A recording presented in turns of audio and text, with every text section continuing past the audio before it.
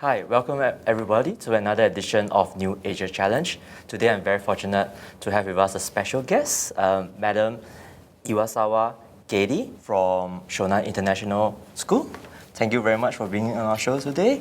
And I'd like to find out more about you and what you are up to these days. So could you tell us briefly about yourself and Shonan International School? Okay, well, first of all, it's a pleasure to be here. Thank you. Thank you very much for having me.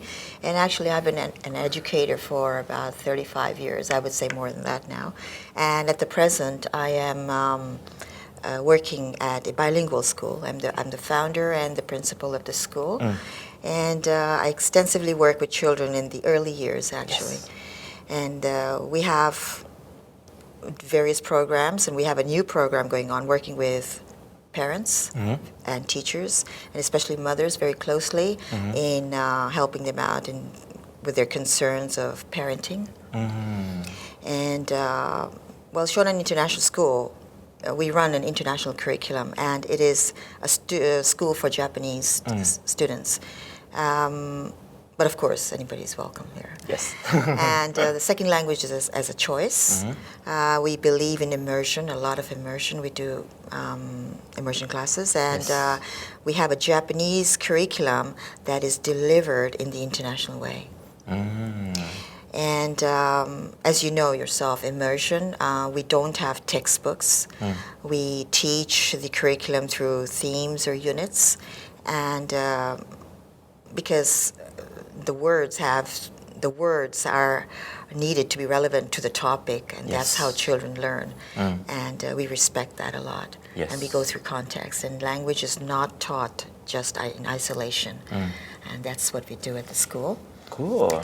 And above all, I mean, we work very closely with parents, actually, because we are as one team. We call them that they are the educators at home, and we are at the school. And we practice and we learn in our workshops. We do a lot of practicing and understanding who are children, what are they, you know. And it's not easy. Yes. And as you know that we are the people that affect these children, how they think. We shape them up, how they think, how they behave, and what they learn. So this is the kind of quality education we offer, and I think it's the best gift to the child. Definitely. And I actually have here with me Right. some like a transcript from the Asia Innovation Forum, Right. and I was reading through it, and one very interesting topic came up. It's about the specific merits that the Japanese mind and perception of values have in nurturing globally minded people. Right. And in a book that I was been reading about Right. by Tetsuya Kaida, Right. about of place and wind, he actually mentioned about 5 concepts about original Japanese values that can be actually used as a global values that can be actually spread out throughout the world. And then he was talking about harmony of empty spaces, craftsmanship, the spirit of playfulness. And I know that the school, Shonan International School, philosophy is about based on the 4 R's: respect, resourcefulness, Right. responsiveness, and responsibility. So what are your thoughts about, like, what are the specific merits of the Japanese mind perception values have in nurturing globally minded people? Well, I do know the Japanese value individuals, and they value individuals with a collective mind, and we respect that past. But now we've started to value the young people, and they have their own voices, and they have their ways of doing it. So we kind of respect that a lot.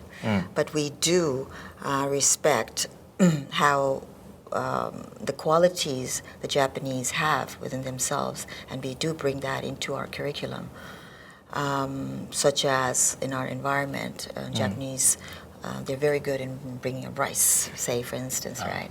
They have their way, and we do let the children get to see that. And those kind of values are always respected. But at the same time, as you know, we have to nurture the curiosity of the children. So we can't be lingering on the ways, the old ways, the traditional ways of bringing up children. And Yes. they're striving to learn. So we allow them to share what they know. And their thoughts, their original ways, from now on, I'm sure, will help the country too. And Japanese, I can talk about the Japanese children actually, that they have a lot of, just like any child in the world, a lot of situations they come across that they want to share, but if that is not encouraged, then they learn how to stay silent. So we practice and we help them nurture that healthy mind. And one of them I can say is their feelings. Like in Japan, feelings are kept to yourself, silence. We call it chinmoku. You throw a question to them.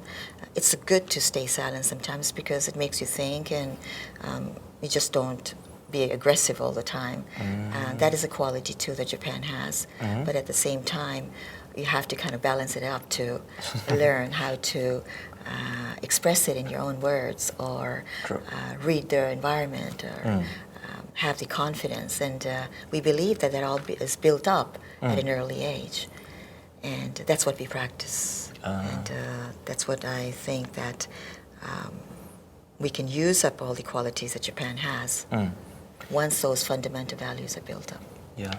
And how about like do you have any thoughts about global diversity in Japan? Because like Japan, as you know, is some people still view it as a very close community, and as the recent Forbes statistics show that in global diversity, Japan overall is actually ranked 37 out of 50 countries. Could you share some of your thoughts on that? Well, I know that Japan has its strengths and weaknesses, and talking from the education perspective, I don't think that education allows them to really see the strengths and weaknesses. And as I just said previously about the chinmoku, the silence, we respect that, but actually we believe in spoken language. So the other thing I would say, the respect of the seniority, like the senpai kohai, we respect that too. I mean, but we're not bound to that. And we believe that learning is from each other, and we need to have our strong voices and equal voices. But if it just stays there, then nothing changes there. So we respect the past, but we look into the future. And I think we can use the respect of the seniority and all those elements that Japan has, and to be respected in a different manner. So you were talking about not dwelling on the past and moving forward. So what other pieces of advice do you have? Like, for example, for parents or children, like they want to move forward, but then like perhaps they might not know really how to do that or something?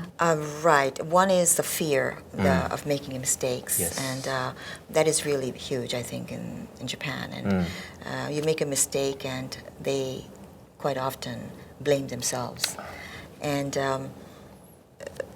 so we try to get them out of that, because the deed and the doer, it's different, right? So they mingle that up, and it becomes a very emotional situation where when you're bringing up a child, you have to look at the facts, that what is actually he has really done, and just talk about that. It's not making that kid a bad person. So learning through mistakes is defined a little bit differently, I think. But we work very closely, and we put out various examples and situations every day. It's an everyday thing. Yeah, and then you actually teach the kids through daily practice, and then Exactly. And then you guys recently had a trip to Italy. Right. Yeah. Right. To I think they was given a very good opportunity to use all their skills up there, and to see who they are and how they would deal with each other when they come across a very, I would say, a situation that was fearful. It could be like, if you're tired, could you tell your host family that I'm tired? or would you wait for the host family to ask you, are you tired? So that makes a difference too there already. So they have already experienced that, and we allow these kids to go out into the real world.